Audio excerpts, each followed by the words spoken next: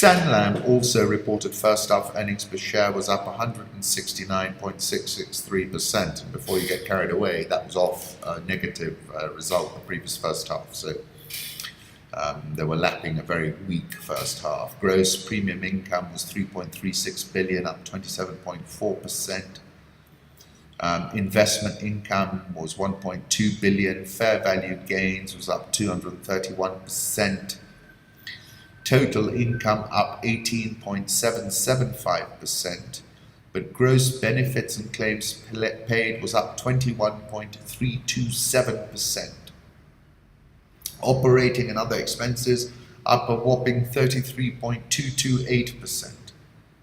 Total expenses up 10.15%. Profit before tax 152 million.524 versus a loss of 144.726 million the previous time.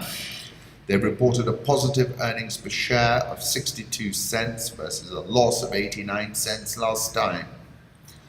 Held to maturity financial assets 9.4 billion. Total assets up 6.488% to 29.811 billion. Cash resources at the end of the year was down 13.839% to 3.04 billion. They had some accompanying commentary. Total assets up 5%. Group embedded value increased to 5.2 billion, up 10.3% over 6 months, they said.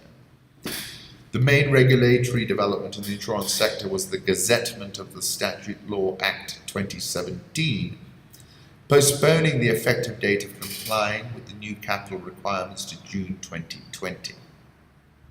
Life insurance gross written premiums increased by 1% to 2.3 billion.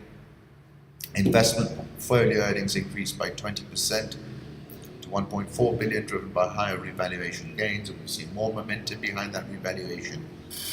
Life insurance business operating profit 259 million versus 106 million in 2016, so significantly better. They also said gross written premiums grew by 225%. Loss ratio in the first half was within expectations but slightly above the comparable period due to a higher claims experience in the medical line of business. Operating expenses were negatively affected by an increase in bad debt provisions. The integration of PineBridge into Sanlam Emerging Asset Management has commenced, they say. Look, they're making progress, but it remains rich on a classic PE ratio basis.